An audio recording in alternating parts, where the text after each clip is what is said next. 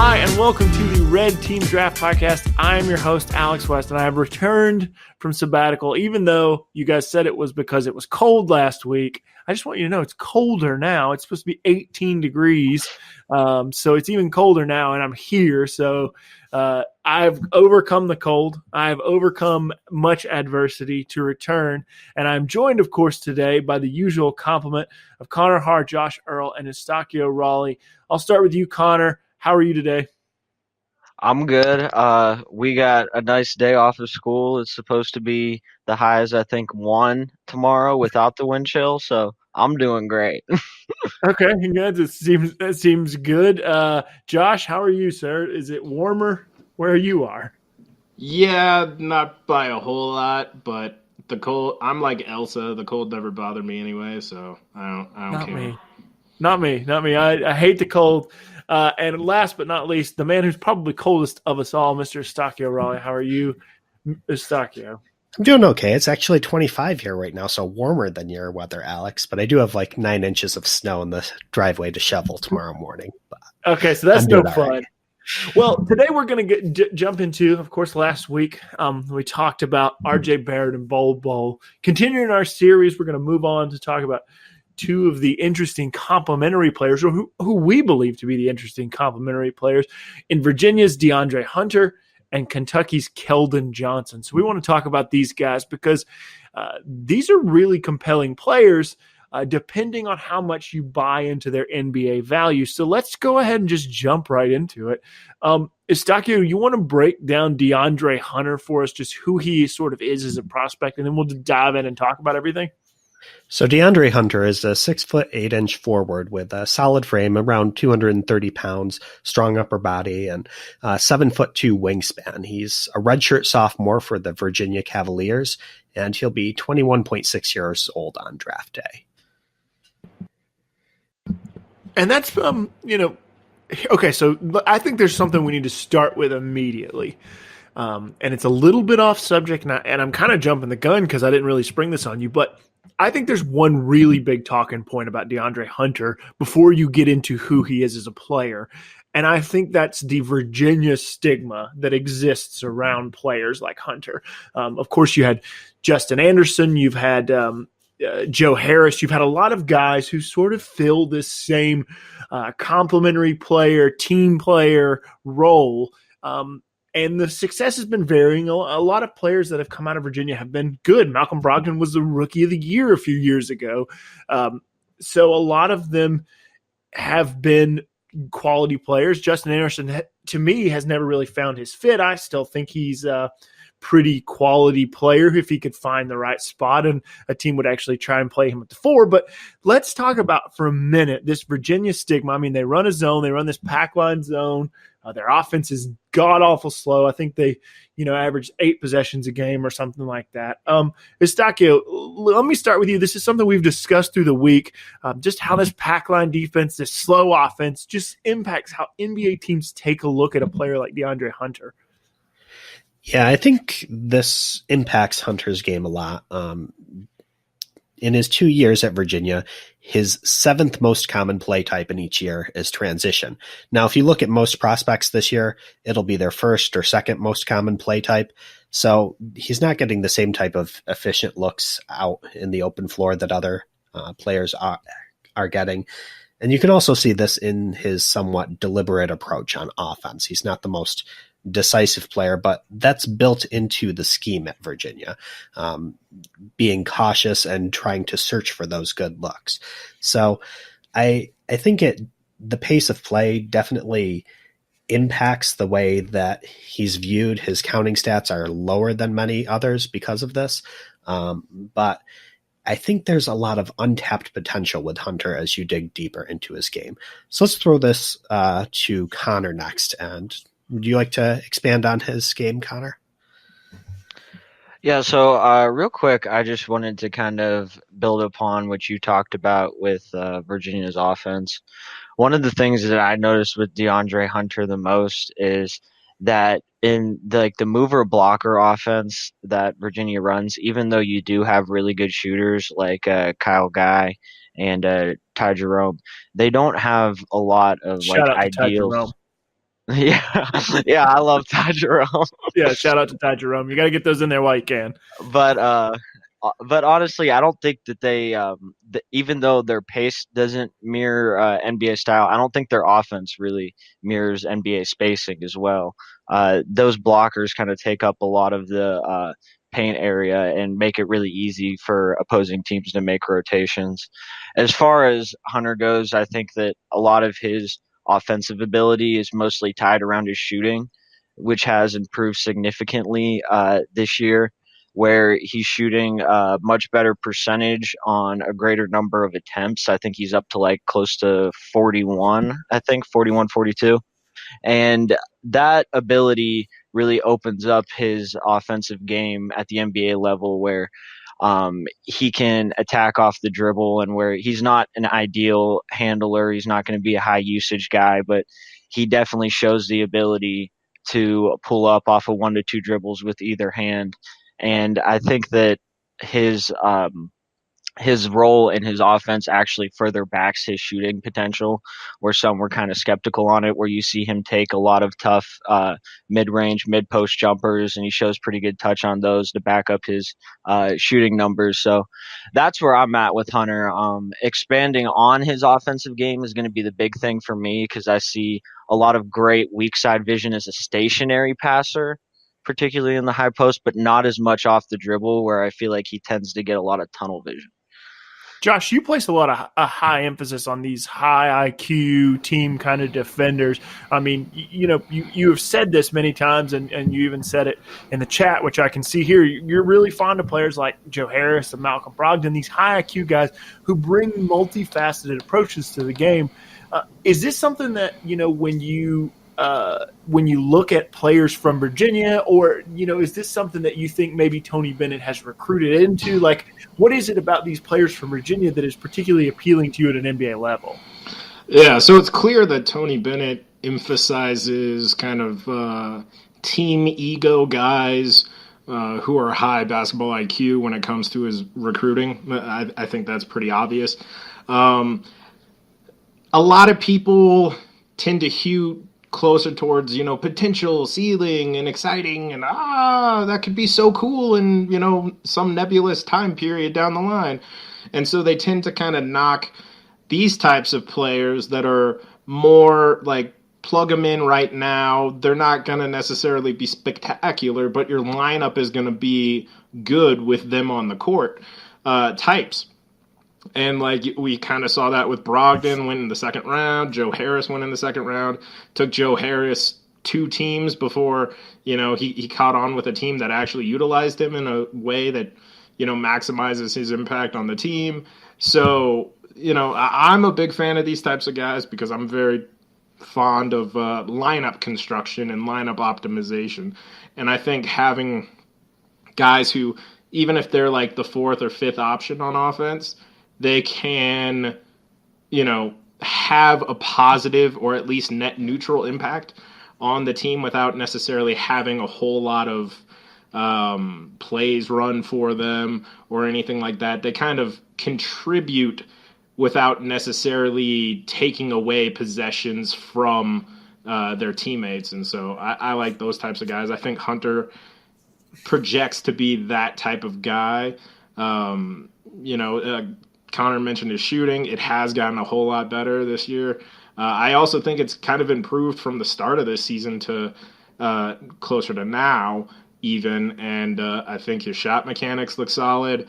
I think he's got some equity in terms of kind of attacking closeouts. And while, like Connor said, I don't think he's, a killer passer in terms of the team offense. I think he's a capable and willing one. So I think it's pretty clear that Hunter can kind of be plugged in fairly quickly and at least contribute in some sense to an NBA team on offense. And I think, and that's not even talking defense. And I think, I'm just going to redirect this because this is a really great – you kind of set the stage perfectly to the question that I feel like maybe we have not explored this enough. We talk about this privately all the time, and I feel like maybe this is something we have not touched on enough publicly. But one of the ways that we like to approach players as we look at them, particularly for our evaluation, is we like to just ask the simple question over the next 1-2 seasons. We don't like to go further out than that because so many things can factor into that. And then you start saying, well, this guy might be an all-star if A, B, and C. But if you just look over the next 2 seasons, what gets DeAndre Hunter on the floor? So Eustacchio, in this short-term projection, if you're a team who lands DeAndre Hunter in June, what are you looking at in terms of his skill set that gets him on the floor in years 1 and 2? I think what gets Hunter on the floor is that he's a very smart basketball player that will play within the flow of the offense. And on defense, he's a movable chess piece that you can use to match up with all sorts of different players. I think he's perhaps the most switchable defender in the draft this side of Zion Williamson. Of course, I think that qualifier has to be tagged on any claim in this draft. But yeah. He provides a versatility on defense that makes him really appealing as part of a unit. I don't think he's going to make like a lot of highlight reel steals and blocks, those type of things, but he makes plays that contribute greatly to lowering shot quality by the opposing offense, cutting off drives and making good help rotations, recovering quickly to his man after. So that defense is the first thing that gets him on the floor. And then on offense, I think he will find a useful role, especially if he's played more so at the power forward position than small forward, the 4, because I think his skill set could be really useful there. His shooting to space the floor, plus he has enough ball handling and a good enough first step to drive by most 4s in the league, I think. He's really good out of that triple threat position, using pump fakes and jab steps to get his defender off balance and then drive past them into the lane. So I think his ball handling is perhaps an underrated skill. He's a bit deliberate, but he gets to his spots well. And I think he could be useful as a screener in primary actions, actually, as a pick and pop threat that can either shoot off the pop or then drive into the lane. So I think that versatile defense combined with useful offense from the 4 position will get him lots of minutes early in his career, his first couple of years. Connor, let's go to you on this same ideas. Like, what are you looking at when you see besides, of course, building on the things that Eustacchio said, what do you see that maybe is going to put him above other players in this class? Maybe something you go after him for? What gives him an edge?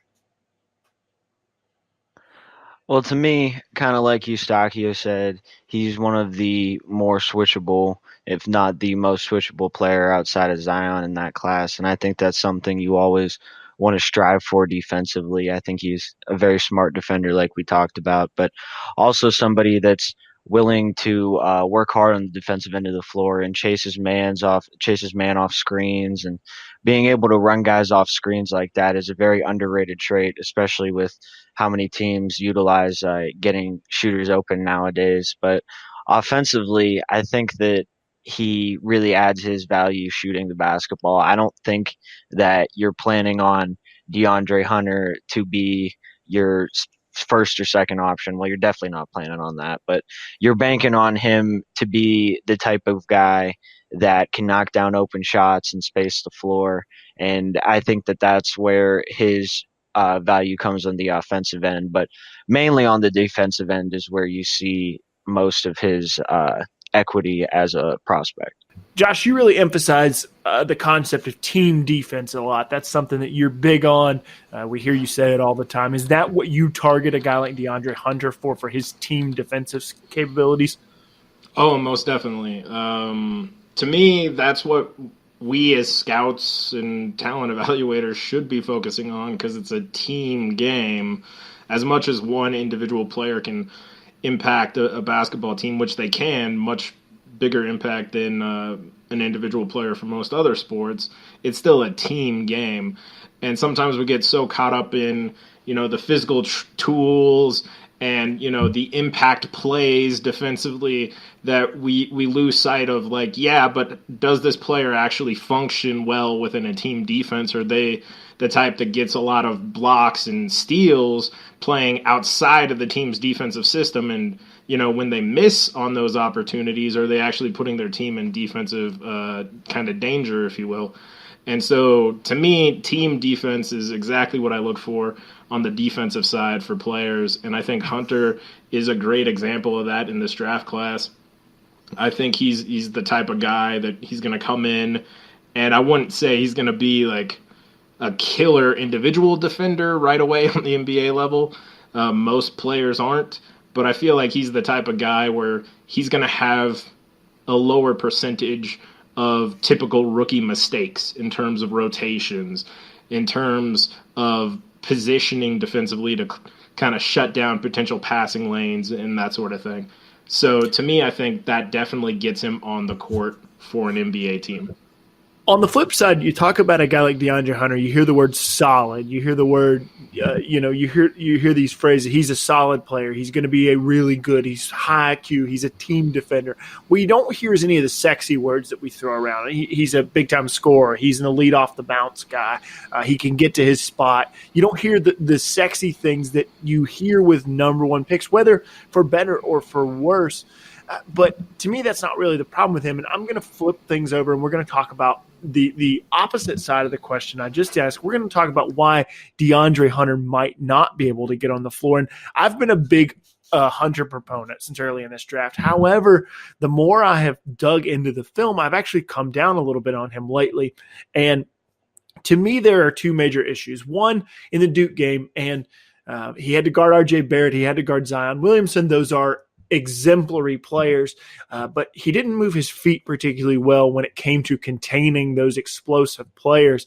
And that's a little bit of a worry for me, because one of the emphases on drafting a guy like DeAndre Hunter is that he can switch, he can guard, he can take on tough assignments, whether they're twos or threes or fours.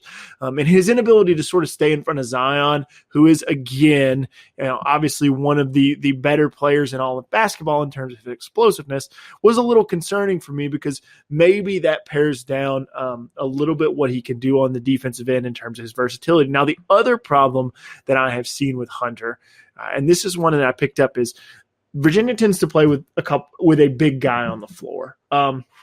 They usually, Jack Salt, they got Diakite, Braxton Key, even Jay Huff plays a little bit of big man, but Virginia runs this pack line defense. They kind of try to funnel everything in. Now, you always have someone behind you to help you out in those situations.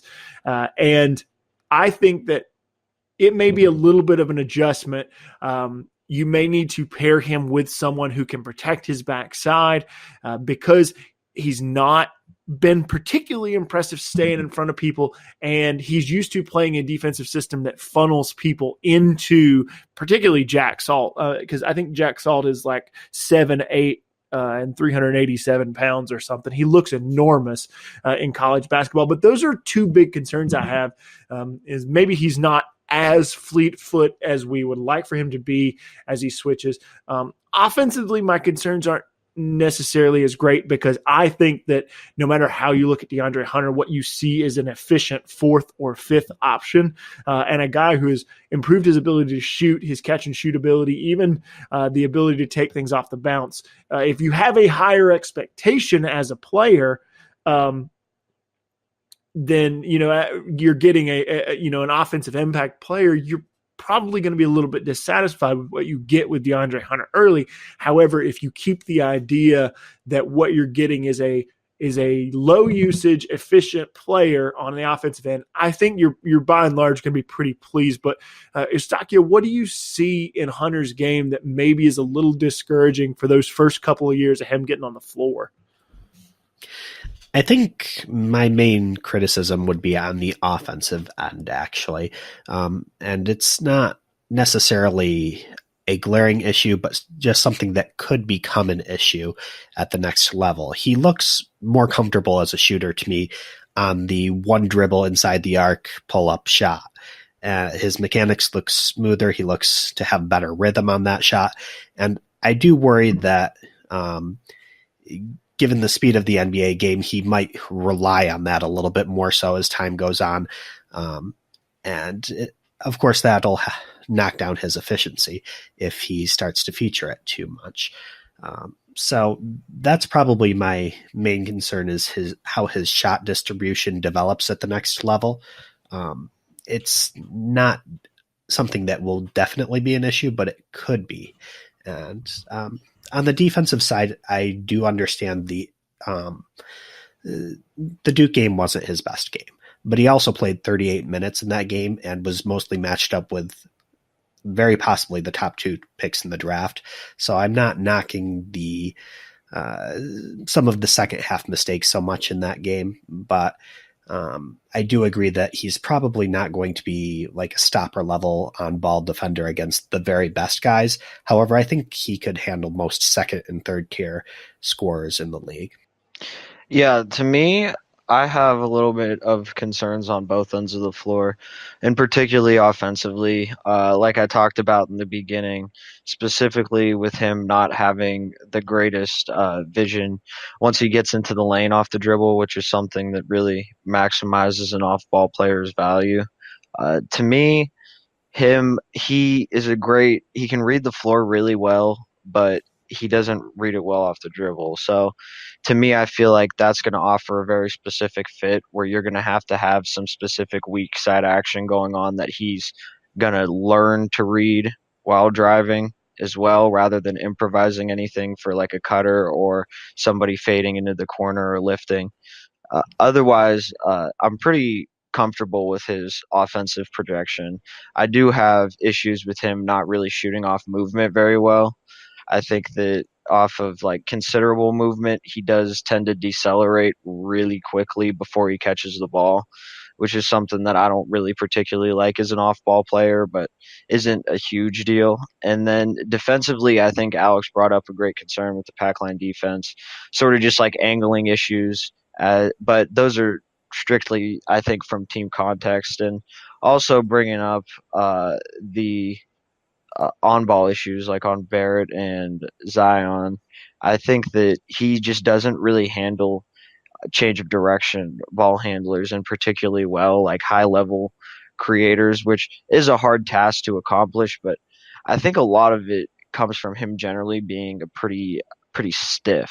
I feel like he's probably one of the better line drive defenders in the class where he can turn hips really quick, but he can't shift his entire momentum to handle that change of direction, which is something that I'm very concerned with. But other than that, I think that he still has a pretty projectable role. Josh, what do you think about the things that you've seen while you watched film for Hunter? Is there anything that sticks out as a major concern to you?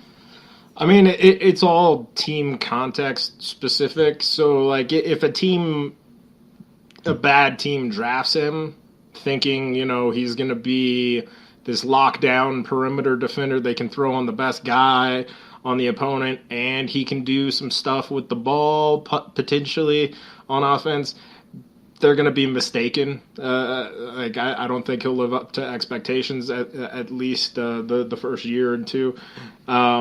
So I think some of it is going to be contextual. He's got a solid enough handle to kind of attack closeouts and kind of in advantage situations. But like Connor mentioned, while he's a willing and fairly capable passer, I wouldn't say he's got particularly strong vision or anticipation. So like if he goes to an advantage offense team, like say Utah or something like that, I don't know, or San Antonio, I don't know if he's necessarily going to be able to work particularly well in that kind of system right off the bat. Other than that, like I'm not too concerned about him. I think most of it is going to be expectations based.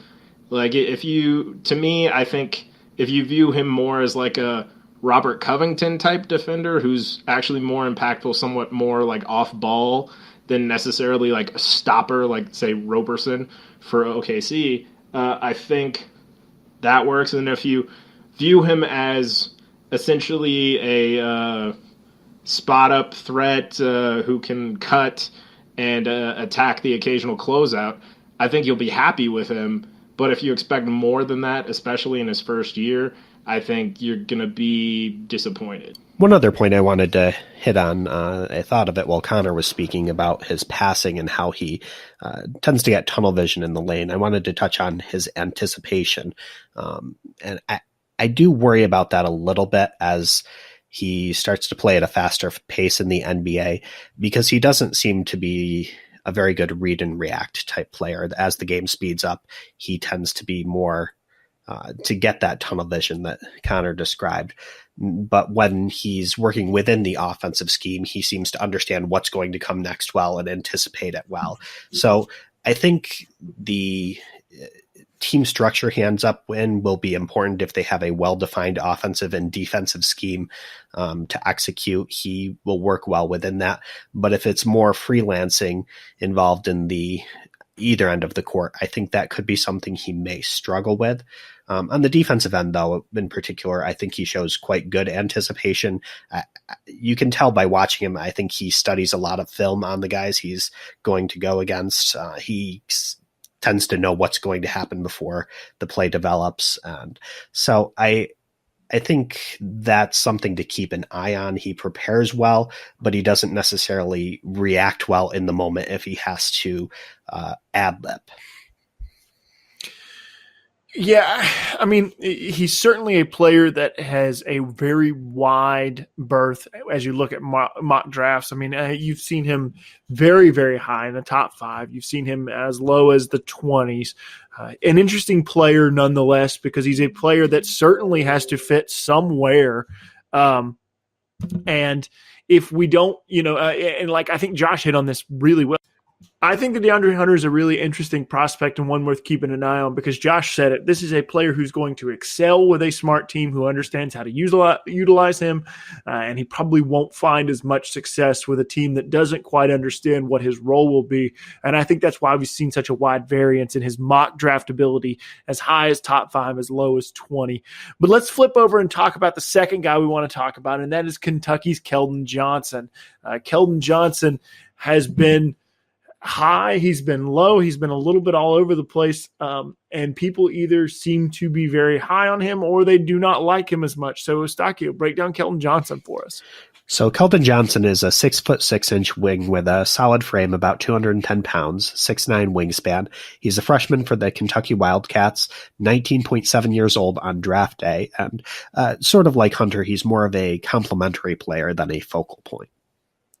And that is, of course, why we paired these two guys together. We saw them as players who are going to do well, assuming a secondary role with teams finding their, utilizing their abilities in a little bit of a different way than somebody like obviously Zion, or RJ Barrett. We really like complementary players at Red Team Scouting. That's been something we have grown into this year and really figured that out. So let's kick that over and let's start that discussion. Josh, what do you see in Keldon Johnson that makes you look at him and say, hey, this guy can get minutes on the next level for X reason? Yeah, so first and foremost, he's just really solid kind of across the board.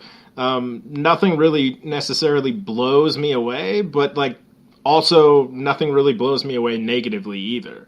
One thing that I think is really valuable for him is he's got experience and a comfort level with moving off ball, which not a whole lot of players, even on the NBA level, are particularly experienced or comfortable running around a whole bunch of screens, redirecting, doing all that kind of effort to get a look. So I think that'll benefit him, especially if he gets picked by a team that utilizes a lot of off-ball movement within their offensive systems. And he's a really good shooter. I wouldn't say he's an elite shooter, but he's a really good shooter. So there's offensive equity right away just for him being both a catch-and-shoot threat and, an off movement, drawing some defensive attention that way threat as well. And then defensively, like I said, nothing really exploded out for me, both like positively or negatively. But that's also kind of a positive too. If you can come into the NBA as kind of a net neutral on both sides of the ball or slightly positive on both sides of the ball, that's actually really impactful for lineup optimization and construction.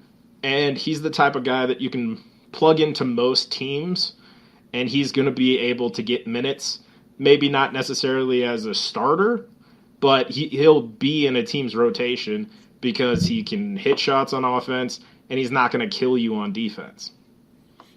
Eustacchio, you're a little bit higher on Keldon Johnson. I mean, maybe not than the consensus. I know that, speaking personally, you're a little bit higher on Keldon Johnson than I am. He's a player who hasn't wowed me. So what is it that you're seeing in Keldon Johnson? I mean, flexibility being a huge part of that. But what do you see specifically that makes him really appealing to you?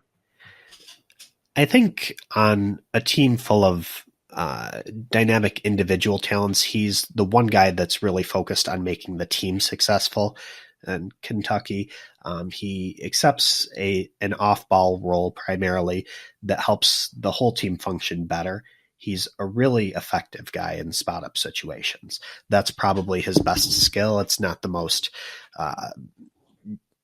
fun thing to watch, but he's really good at spotting up. He's shooting 42% on no dribble jumpers in spot up situations. And he's also great at attacking closeouts, which is really important at the NBA level because people that are just one dimensional shooters don't generally succeed. You need a counterpunch.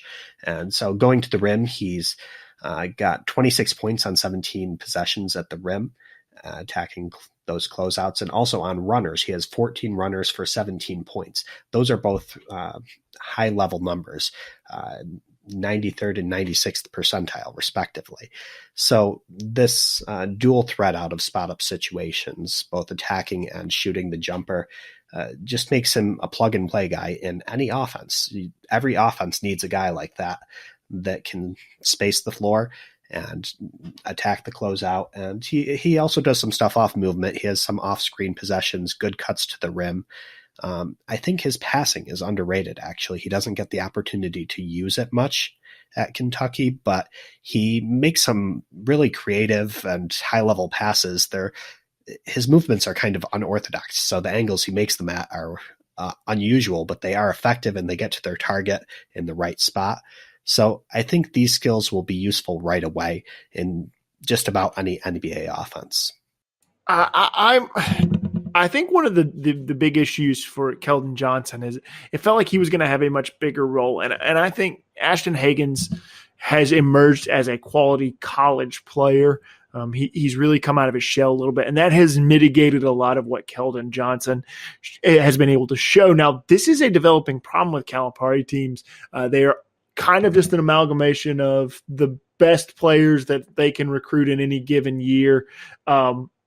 And I think that sometimes you run into situations like this where, they recruit a player and they sort of pitch it one way, and then through player development, things kind of go another way. And last year with Shai Gilgeous-Alexander and Kevin Knox and PJ Washington, all of this kind of went the same way, that where you thought it was going to go one way and then it ended up going an entirely different way. So this is a real problem with the Calipari system. It's something that you kind of have to take into account as you look at guys like Keldon Johnson. But Connor, I don't want to leave you out of this. What do you see in Johnson's game that makes him appealing to you as you look at this? Yeah, I think Eustacchio really hit on it, and particularly I'm with him where I say that he really transitions well into any offense. I mean, his three highest and most efficient synergy play types are spotting up in transition and off screens, and I think that that's one of the things that we didn't hit on yet. His value in transition to me is something that we don't really get to see a lot each game, but it's definitely a huge part of his game at the next level in a much faster paced open court game where he does a really outstanding job of running the floor as hard as possible every single time down the court. And I think that his ability to finish both off of that momentum is something that shouldn't be ignored for how much value that'll have at the next level. Overall, though, I think that he doesn't really have anything that stands out defensively too much, like Josh said. Nothing that really stands out positively or negatively. And I do think his passing is very underrated. And particularly, he kind of has the skill that Hunter lacks, is a passer off the dribble where he flashes that vision to the weak side at times, and just is overall a pretty unselfish player that's willing to make extra passes and can do the simple reads with ease, but can also read the weak side of the floor and flashes that ability, which I think is huge. Um, but other than that, I think that he's just a guy that's going to fit in no matter what system he plays. If has to be a spot up guy, he can be a spot up guy. If he has to be an off movement guy and react, he can do that as well. And I think that's really valuable, especially when ranking guys, in our opinion, where you don't really know where guys are headed. I think Keldon Johnson is actually a really good rebounder for his size. That's something that jumped off the tape. Not like I said, like not a lot of things that were wowing, but at 6'6", 211, or whatever he's listed at the site you're looking at. But he's big. He's a big guy. He's got a big body. He's got a big frame, and he rebounds the ball particularly well. I just watched the Kentucky-Kansas game, and he pulled 10 boards, and it was kind of a quiet 10 boards where you start looking down and you start going through your notes and you go, man, he had 10 boards in that game. And that's kind of the vibe that I get for Keldon Johnson. And I know that you guys, maybe a little bit lower on what rebounding does, particularly defensive rebounding does for lineup flexibility. But I do think it allows him to play a little bit bigger than he is, because he does bring that ability. And that was one thing, among the other things that we have discussed here, that was one thing that I noticed, that at 6'6", he's a player who can rebound pretty well. I mean, he's averaging 6 boards a game. He's averaging five boards a game, but in 30 minutes. So, rebounding guards are a big deal. I at least I think they are. So maybe that's a discussion for another day. But I think that rebounding guards and rebounding wings are very, very helpful in flexible lineup construction. But let's go to the other side and let's talk about Keldon Johnson and what may keep him off the floor. So, Connor, I want to start with you on this one. What do you see in Keldon Johnson's game that is immediately concerning? Or, if you want to answer this question another way, maybe where would he not be a great fit as we start to draft starts to take shape? Well, what I'll probably do the more concerning part, but to me, where it really gets me is his ball handling ability, and particularly where he doesn't really show any kind of equity outside of attacking a closeout, and he's not going to be a guy that's going to be a secondary handler at the next level. He really rarely ever performs any kind of dribble move or has any kind of double move or counter move. So I think that kind of hinders his ability a little bit. I think one of the other big things that we don't talk about is, even though he is shooting so strongly this year and he does have a good number on floaters, which indicates some good touch, that was billed as his worst skill coming out of high school, really, was his shooting ability. He wasn't known to be a good shooter. He was known to be a decent pull-up guy, but didn't really have a lot of three-point equity. So, sometimes guys get hot, and I think he kind of fluctuates from game to game. But I really do buy the shot, but I'm not saying it's totally out of the realm of possibilities that he doesn't shoot nearly as well as he does now, and is probably closer to around like 35% at the NBA level. Other than that, off ball, I have just a little bit of a concern with him, where he tends to get stuck on a lot of screens off the ball. I'm not sure what the thing is behind it. I don't think he's necessarily a completely engaged reactor at times, especially when he tends to fade away from the offensive part of the game, where he's not necessarily getting involved in a lot of action. And I think that really tends to hurt his focus as an off-ball player. Other than that, I really don't think there's very many concerns with him at the next level. A little bit, not completely explosive, especially with his burst off the dribble. But other than that, I don't think there's a huge amount of concerns with him. Eustacchio, you're higher. Of course, we covered that. What did you see? What did you start to take away from his game as you looked in the negative side? I think probably the most concerning thing to me would be his lateral agility. I have some concerns about him defending. He'll probably be defending mostly twos at the next level, some threes, and I do worry that they are going to beat him off the dribble, especially early on in his career. It looked worse on the film that I saw recently as opposed to earlier in the season. So I am concerned about him on the defensive side of the ball being targeted a little bit. I think he's a good team defender. He's generally engaged and active off the ball, and he puts good effort forth. But like Connor said, he does get caught up on screens easily, and so really just sliding with the offensive player he's guarding when on dribble drives. That's probably my biggest concern. Otherwise, he's a pretty solid player, but maybe the thing that keeps him from getting minutes also is that he doesn't have a lot of great strengths. He's solid across the board, but doesn't necessarily stand out enough in any one area to earn those minutes early in his career. Josh, what about you? I mean, building off what they said, which I agree with, I once again, kind of like with the DeAndre Hunter conversation in the same topic, I think it kind of comes down to the expectations of the team that drafts him. With Keldon, once again, this is more of a complementary type guy. Obviously the potential is there that Kentucky's whole system is so weird that Keldon can actually do much more than we think he can. But I wouldn't bank on that. That's me. I'm putting myself down for that. Okay. But to me, with complementary players like this, I think a lot of what gets them or limits their minutes, particularly the first few seasons, is going to be tied to the expectations that the team has for them.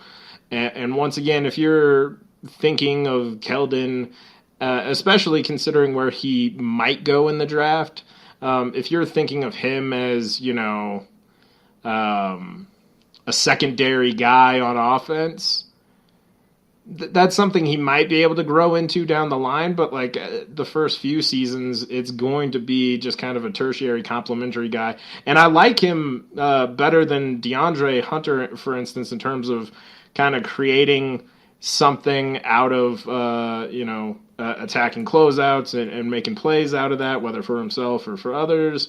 I think he has a better handle and he has a little more offensive equity than DeAndre Hunter has, but he's still not going to be a guy who, in a short shot clock situation or something, like we're giving him the ball type thing. And for some teams, that could the disconnect between their potential expectation for him and the reality of his game right now might limit his minutes.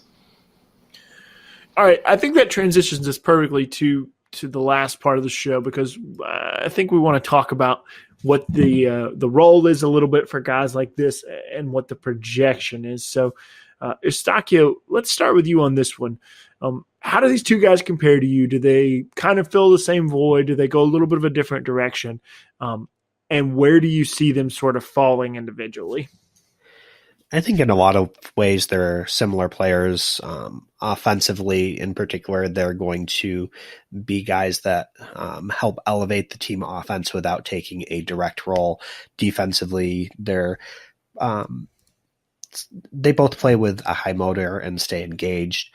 I think Hunter's probably the better defender overall in just about any area right now, but Keldon's solid and he has good tools. He's 19, so he will develop in that area. But I think the biggest difference in their games right now is probably decisiveness. DeAndre Hunter tends to play very deliberately. He likes to survey the floor and work his man with jab steps, pump fakes, and then attack.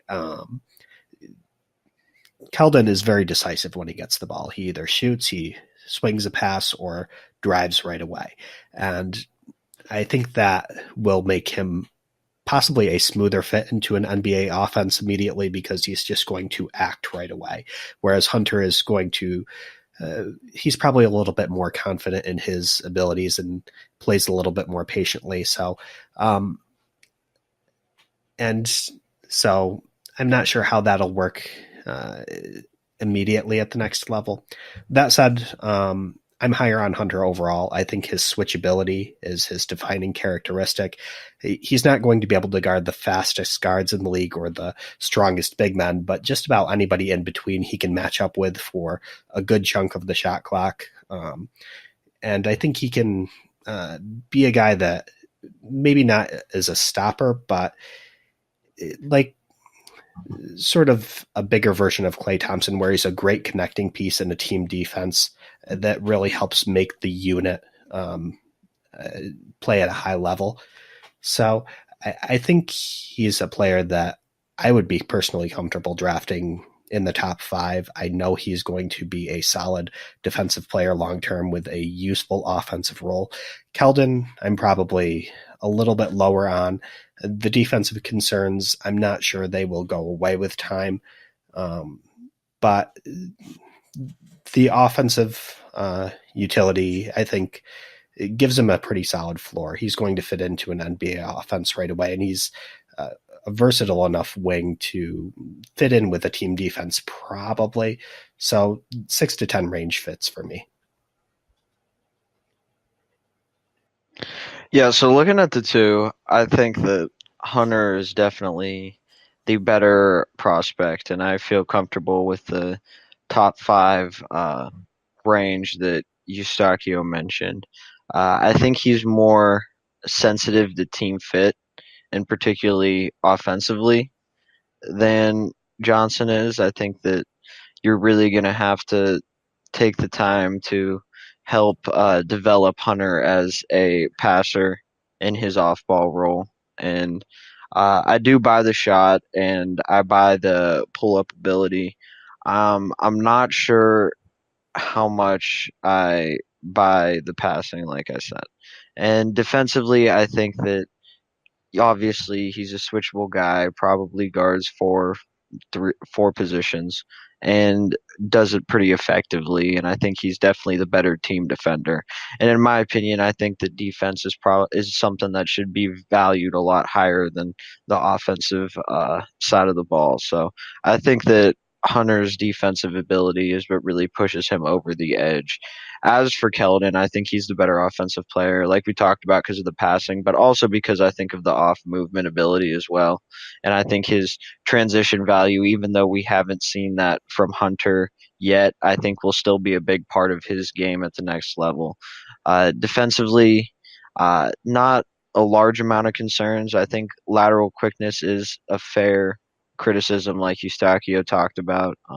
He does have pretty good stride lengths though, which I think sort of negates that a little bit, but isn't something that you should really point at as the determining factor in his lateral quickness. And then other than that, I think that Keldon probably doesn't read the floor defensively as well as Hunter does, and he's not going to be a guy that's going to make necessarily every rotation.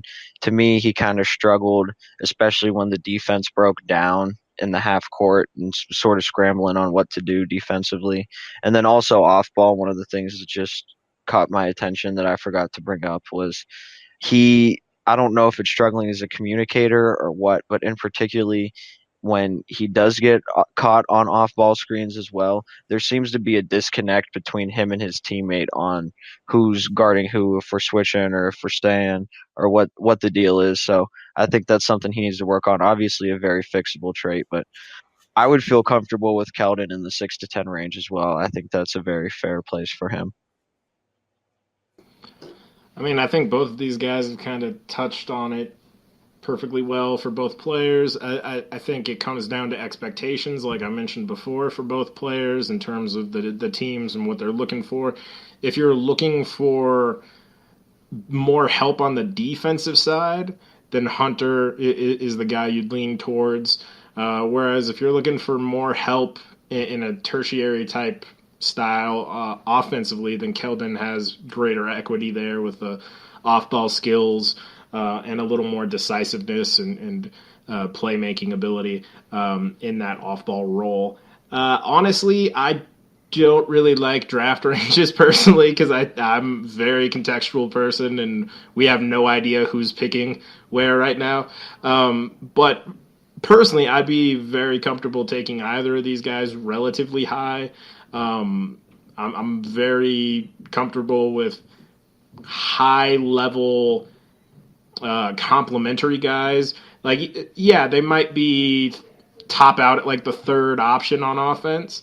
But if you can find guys who can contribute to your offense and your defense in a positive manner, which don't require a whole lot of plays run for them, don't require a whole lot of usage, it really helps prop up your entire team's offense and defense. And so, I'd be very comfortable taking either of these guys fairly early on, depending on what my team needs.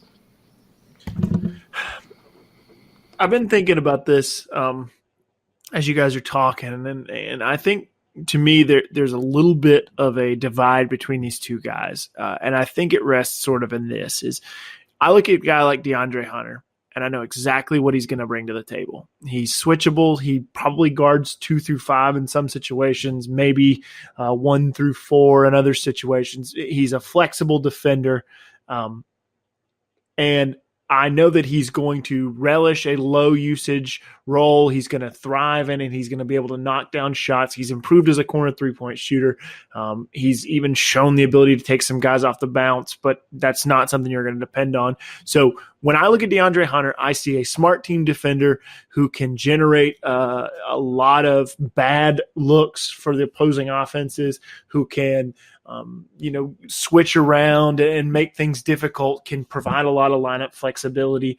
And the one thing that I failed to mention earlier, and I do kind of want to throw this in, is a lot of people are down on DeAndre Hunter's blocks and steal numbers. And I think there's some legitimacy there, but I think that when you look at it in Virginia's numbers, Virginia ranks right now, they rank 279th in steals in the NCAA, and they rank 214th in blocks. So there's not a lot of situations to create incidents.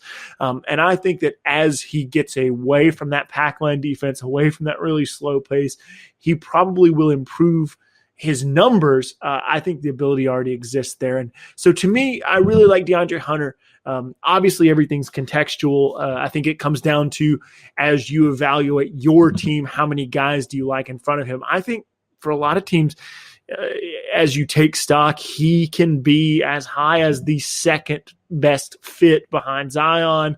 I mean, Zion's fit sort of blown out the window when you watch this guy, but he as you look at those draft boards as they kind of start to take shape, I think DeAndre Hunter can be as high as maybe second on some draft boards. Now, Keldon Johnson is a player I'm coming around to a little bit more. The more I watch him, the more I kind of like him. But the thing that I'm concerned about with him is nothing really jumps off the page and says, this guy can do X thing when I put him in the game.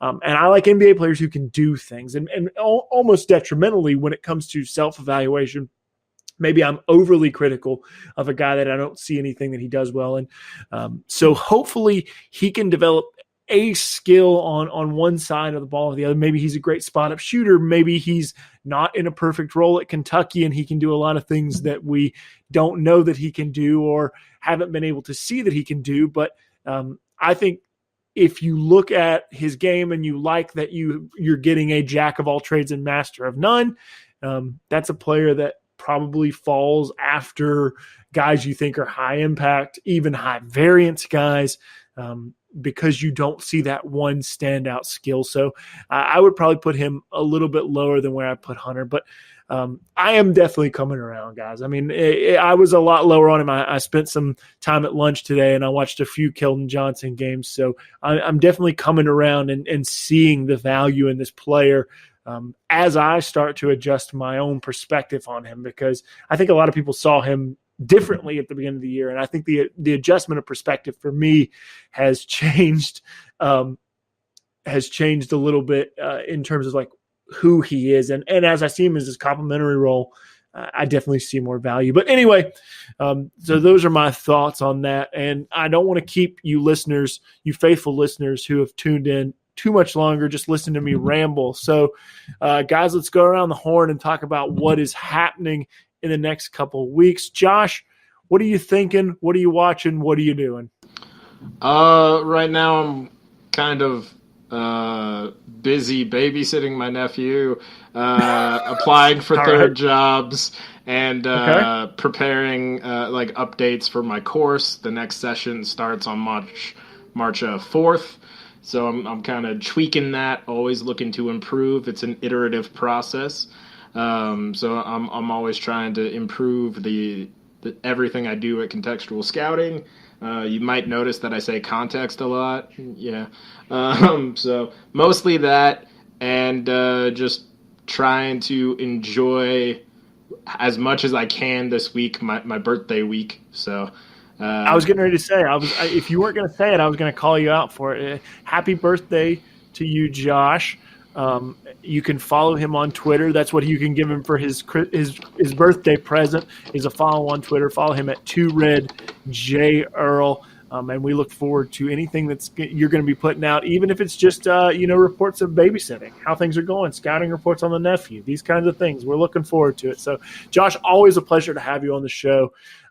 Next, the prodigy himself, Connor. What are you working on? What are you watching? Even if it's just something that you're looking forward to digging into, maybe for the greater draft guide. Yeah, that's what I was saying. Just getting ready for the draft guide, trying to help out as much as possible. I'm really excited about it. Other than that, I mean, obviously, if you follow me on Twitter, you'll see me tweet out the occasional high school scouting report and score. So shout out to 270 Hoops. They do a great job in the Columbus area. But other than that, not a lot going on outside of school. Getting my man a raise because he's getting these shout outs, getting these plugs, building this brand. You can follow Connor on Twitter at Harr Connor. That's HARR Connor, CONNOR. Make sure to follow him. You can get the scoop on all Columbus area high school hoops. Where else are you going to get that on Twitter? And last but not least, the executive producer, Mr. Eustacchio Raulli. He has a busy week ahead of him. I think we all kind of have a busy week ahead of us. But Eustacchio, what are you working on? Now it's crunch time for the draft guide, so I'll be working hard on that this week. And tomorrow I'm going to do some scouting on Kevin Porter Jr. that I'm looking forward to for the draft guide. So we're working hard on the draft guide. It'll be coming up in just a couple weeks, so be on the lookout for that. And we're really excited about it. So I think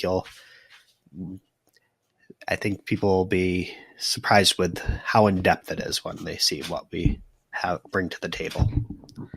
I just hope they read it. So, anything beyond that is icing on the cake. But of course, you can follow Eustacchio on Twitter at EVRR1022, and he is working hard. We're not ready to put a date on it just yet, but those secrets are headed your way. Just know we're pretty excited about the month of February. If I can allow myself to do like Adrian Wojnarowski, we're titillated by the month of February at Red Team Scouting. So it should be pretty soon. But make sure to follow Connor, follow Josh, follow Eustacchio. And, of course, you can follow me if you want to. I'm at Alex West NBA. You can follow Red Team Scouting at Red Team Scouting. And I will be working on a draft guide. I've got to do Kevin Porter. I've got to do Trey Jones. I've got to do a lot of writing. So it's going to be a busy couple of weeks for us. But we will get you that date, I promise. So next week, we're going to jump more into the teams or the players of the 2019 draft, talk more a little bit about them. So stay tuned for that. Stay tuned for the draft guide, and we will get it out to you soon. So for the Red Team Draft Podcast, I'm your host, Alex West, and we will see you next week. Good night.